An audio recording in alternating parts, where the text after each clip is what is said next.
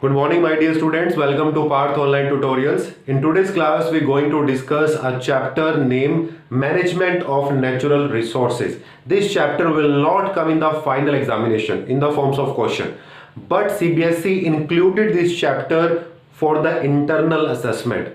Our school can use, or every school of India can use this chapter for internal assessment for the students.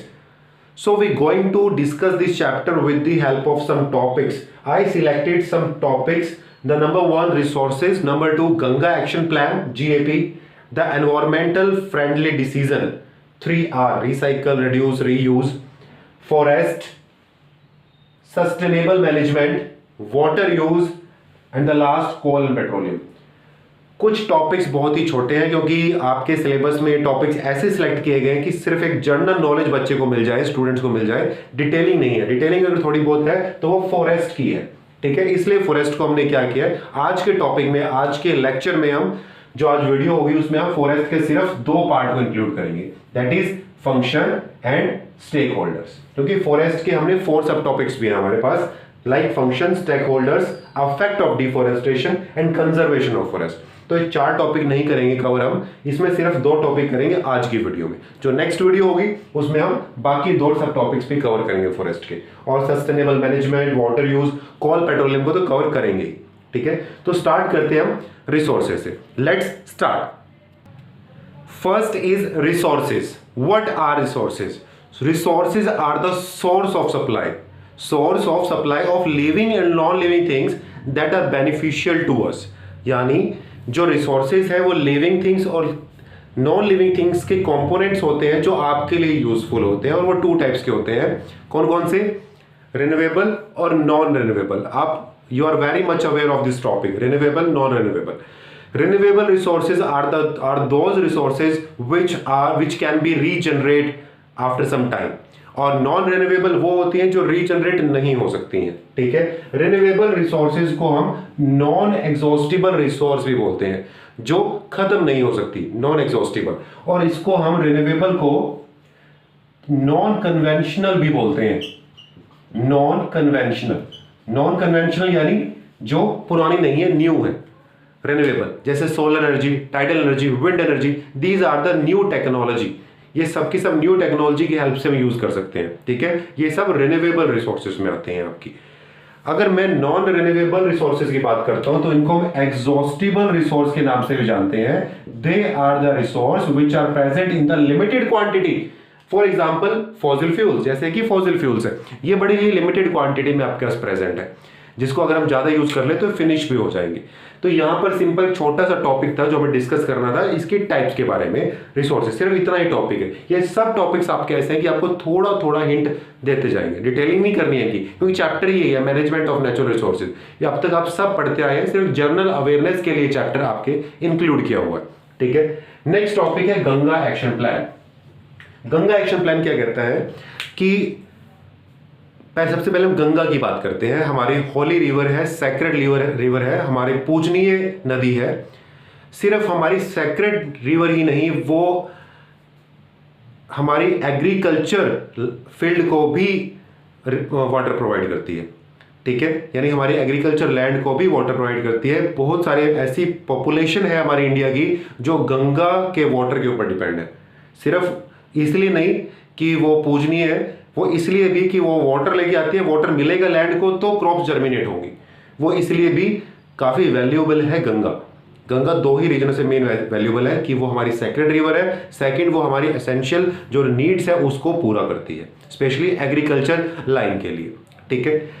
But अगर गंगा नदी की बात करें तो ये काफी ट्रबल कंडीशन में है, इस टाइम क्रिटिकल कंडीशन है गंगा की। Around 1000 million litre untreated waste, जो सीवेज का वेस्ट है, वो गंगा के अंदर डाला जाता है from the houses, from the industries. सिर्फ इतना ही नहीं, पीपल्स और जो एनिमल्स हैं उनकी बाथिंग भी या आपके क्लॉथ की वॉशिंग भी गंगा के अंदर होती है, जिसकी वजह से गंगा बहुत ज्यादा पॉल्यूटेड हो गई है। इसीलिए गंगा एक्शन प्लान गवर्नमेंट लेके आई 1985 में। 1985 में इंडियन गवर्नमेंट एक प्लान लेके आती है, इसका नाम है गंगा एक्शन प्लान, और उसका मोटो रहता है कि हम गंगा के पॉल्यूशन को 75% तक कम कर देंगे। हम गंगा के लोड को, जो पॉल्यूटेड लोड है, उसको 75% तक कम कर देंगे। ये प्लान सक्सेसफुल नहीं हुआ। हम डिस्कस करेंगे कि किस प्लान के अंदर क्या क्या मेजर्स लेने थे, क्या क्या पॉइंट्स इन्होंने डिस्कस किए हैं, बट वो सक्सेसफुल नहीं रहा। अभी जो प्लान आया है that is Namami Gange action plan, वो ज्यादा सक्सेसफुल है as compare to Ganga action plan जो 1985 में आया था।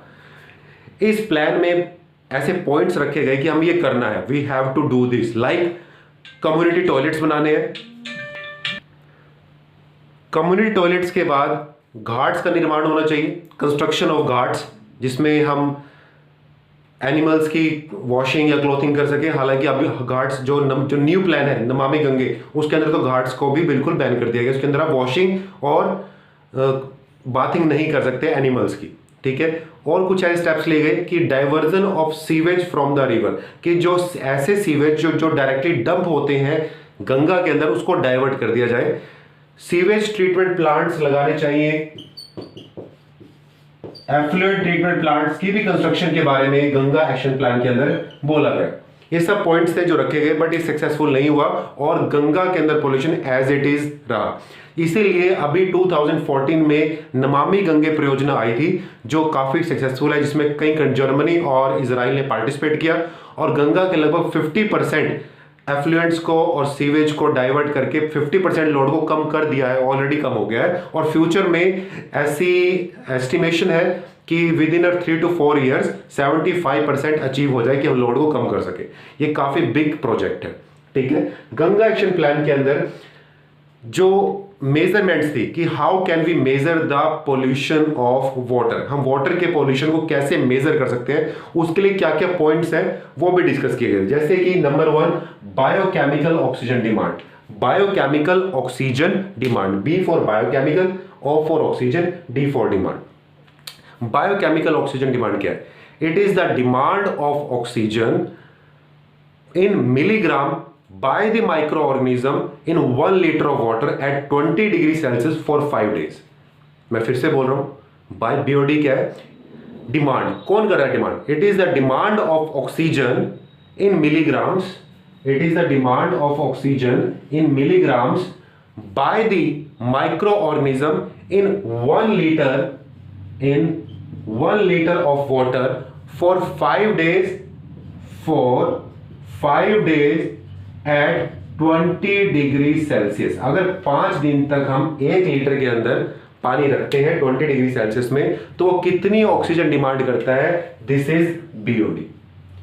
नॉर्मली हम एक वाटर को कम पॉल्यूटेड मानते हैं अगर उसकी BOD value less than 1500 mg पर लीटर है। 1500 mg पर लीटर से अगर कम है बीओडी तो ठीक है, कम पॉल्यूशन है। बट अगर इससे ज्यादा है, 4000 है, तो वो एक्सेस या बहुत ज्यादा पॉल्यूटेड में आएगा। बीओडी की डिमांड कम होनी चाहिए, ज्यादा नहीं होनी चाहिए, कम होनी चाहिए, ठीक है। तो एक पहला मेजर तो ये है, with the help of BOD we can measure the polluted level of any water. सिर्फ गंगा का नहीं, किसी भी पानी का हम निकाल सकते हैं। नेक्स्ट है टीडीएस।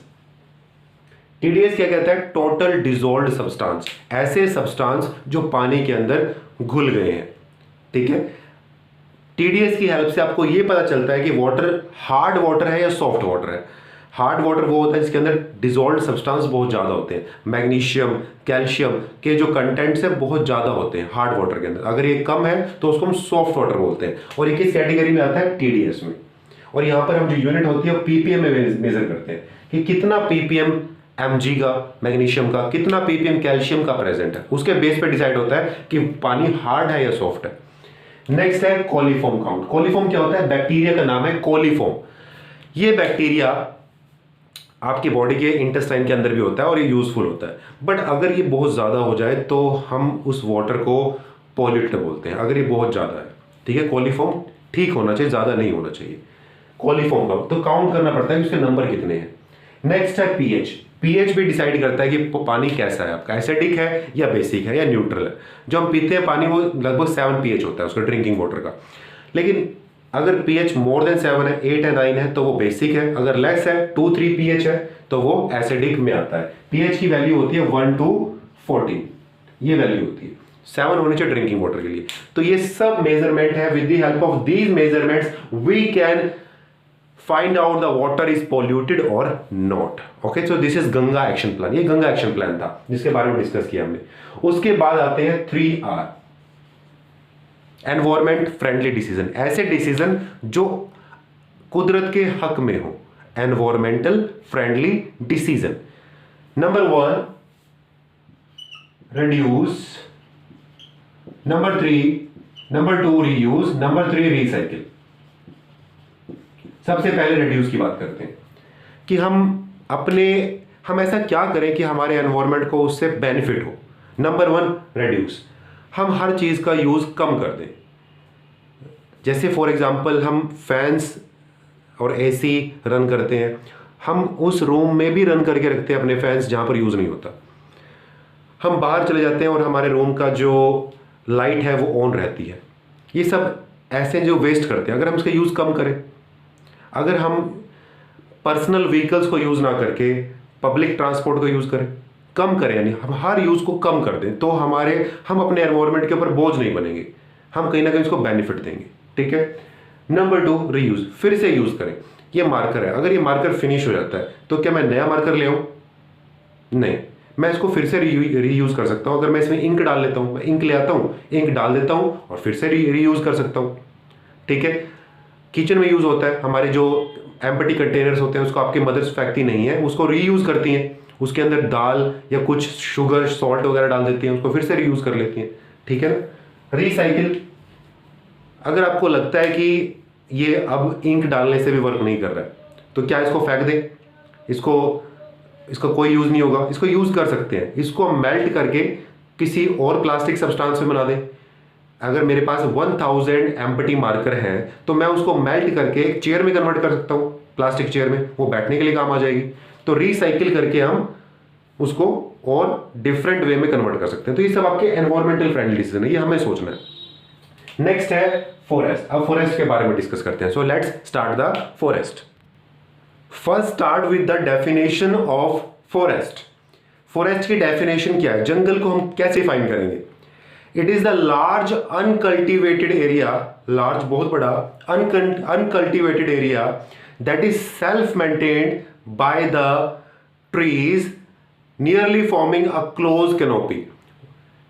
मतलब एक लार्ज अनकल्टिवेटेड, जो किसी ने मतलब कल्टीवेशन के लिए यूज नहीं किया, उसके अंदर कोई फार्मिंग नहीं होती है, सेल्फ मेंटेन्ड है, कोई मेंटेन बाहर से मेंटेन करने नहीं आता, लार्जली डोमिनेटेड बाय, उसके अंदर सबसे ज्यादा क्या चीज होती है? ट्रीज। और ट्रीज ऐसे हैं कि वो एक दूसरे के आसपास छत बना के रखते हैं। कई बार आपने देखा भी होगा कि जंगल में रह के हमें सूरज नहीं दिखाई देता, तो एक इसको बोलते हैं कैनोपी, कैनोपी रूफ।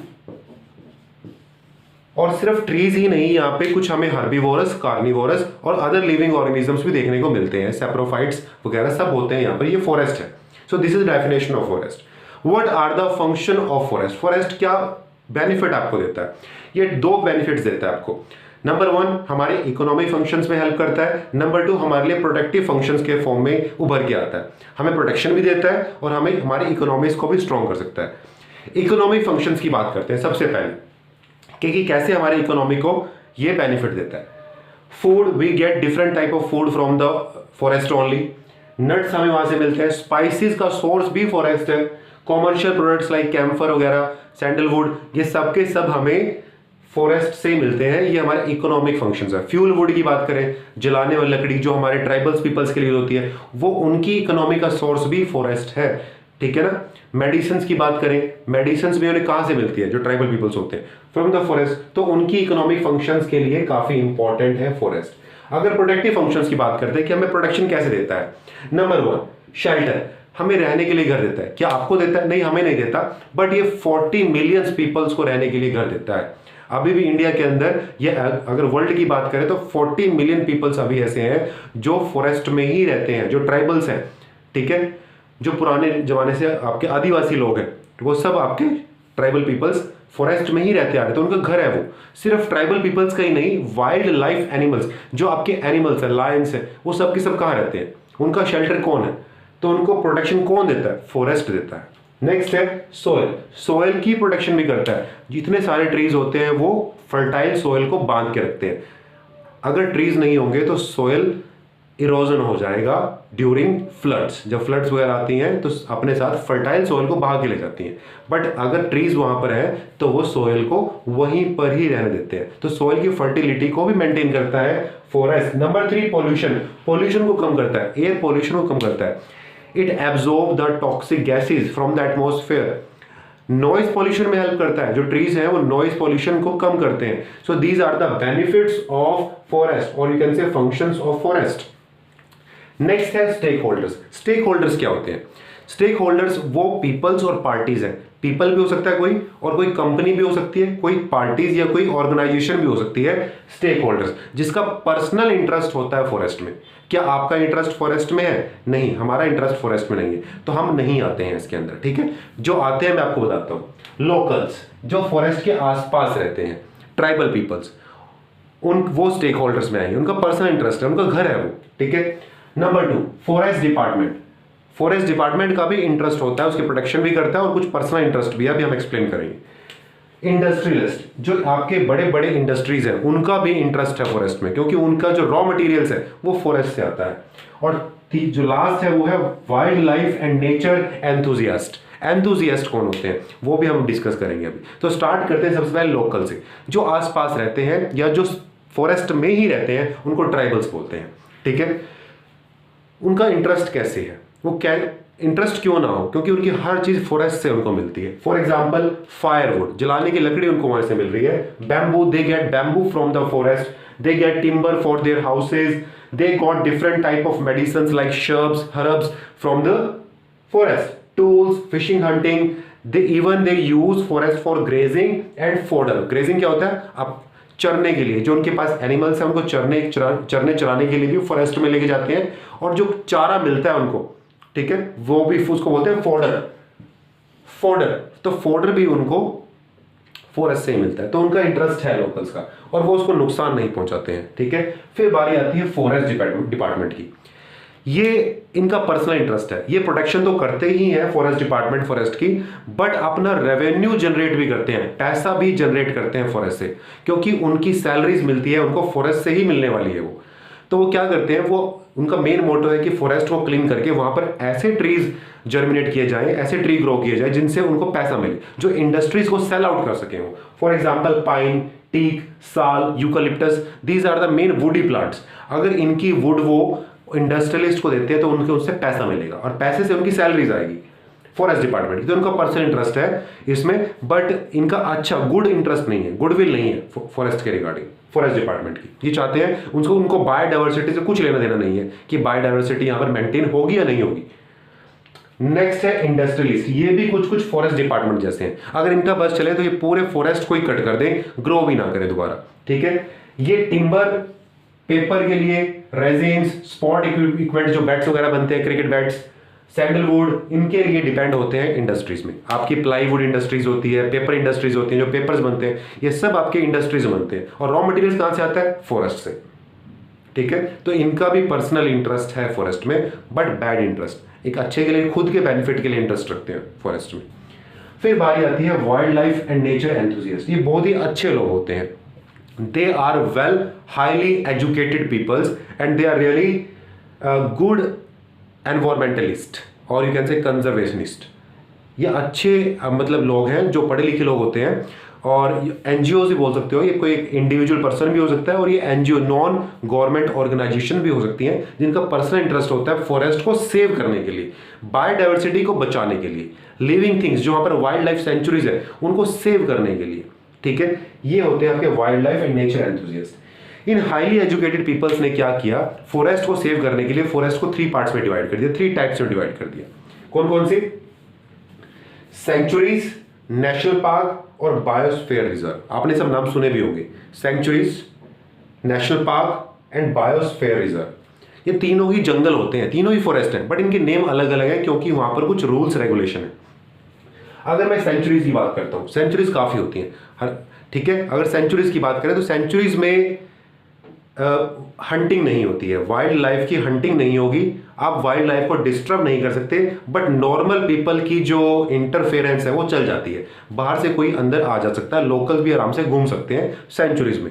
ज़्यादा रेगुलेशन स्ट्रिक्टनेस नहीं होती from the government in the sanctuaries. National park की बात करते हैं। नेशनल पार्क, हम किन फॉरेस्ट को नेशनल पार्क बोलते हैं? आपने सुना भी होगा, एक नेशनल पार्क है नैनीताल में, जिम कॉर्बेट नेशनल पार्क। तो नेशनल पार्क के अंदर क्या होता है, वहां पर भी हंटिंग वगैरह अलाउड नहीं है, बट वहां पर नॉर्मल पीपल्स की भी को भी इंटरफेरेंस नहीं किया जाता। अगर घूम सकते हैं, सिर्फ टूरिस्ट घूम सकते हैं, टूरिस्ट पर्पस के लिए यूज करते हैं नेशनल पार्क को, हंटिंग यहां पर भी नहीं है, वो नेशनल पार्क में आते हैं। फिर बारी आती है बायोस्फीयर रिजर्व की। बायोस्फीयर रिजर्व सबसे ज्यादा कंट्रोल्ड फॉरेस्ट होते हैं, जहां पर बिल्कुल भी इंटरफेरेंस नहीं चलती, वहां टूरिस्ट अलाउड नहीं होते, वहां हंटिंग नहीं होती, वहां सिर्फ गवर्नमेंट पीपल्स ही जा सकते हैं। वो सबसे ज्यादा प्रोटेक्टिव जो रीजन है वो है आपका बायोस्फीयर रिजर्व। ठीक है, अब इन सबको डिस्कस करने के बाद हमारे पास एक नोट है, क्योंकि हमें सीबीएसई के अकॉर्डिंग चल रहा है, एनसीईआरटी के अकॉर्डिंग चल रहा है। तो उसमें एक स्टोरी आती है अमृता देवी बिश्नोई की। तो वो स्टोरी, वो कहानी मैं आपको सुनाना चाहता हूँ। वो स्टोरी ही है, कहानी ही है, एग्जाम में भी कहानी की फॉर्म में आ जाती है वो। तो वो स्टोरी क्या है कि अमृता देवी बिश्नोई, ये बात 1771 की है, जोधपुर की, राजस्थान में एक डिस्ट्रिक्ट है जोधपुर। तो वहां पर जो जोधपुर के किंग थे, राजा थे, उन्होंने अपने सोल्जर्स को ऑर्डर दिया कि पास के ही गांव, जिसका नाम खेजराली था, गांव का नाम क्या था, खेजराली, खेजराली। वहां पर उन्होंने ऑर्डर दिया कि आप खेजराली विलेज में जाओ और वहां पर ट्रीज कट करके लेके आओ। वहां वुडी ट्रीज होते हैं, जैसे यहाँ पर हरियाणा में कीकर होती है, बड़ी बहुत ज्यादा कीकर, तो वहां पर कीकर जैसा ही एक पेड़, इसका नाम है खेजरी, खेजरी ट्रीज। तो उनको कट करने के लिए ऑर्डर दिया कि वो कट करके लेके आओ। जब सोल्जर्स वहां जाते हैं तो वहां पर एक लेडी है जिसका नाम है अमृता देवी बिश्नोई, वो खेजराली विलेज से ही है। वो और उसकी 3 डॉटर्स, उसके 3 बेटी, और साथ में 300, more than 300 other womens of same village, वो आगे आ जाती हैं और प्रोटेस्ट करती हैं। ठीक है, और सेक्रीफाइस करती हैं अपनी लाइफ को, अपनी जिंदगी कुर्बान कर देती हैं, मर जाती हैं उन सोल्जर्स के हाथों, बट वो पेड़ कट नहीं करने देती।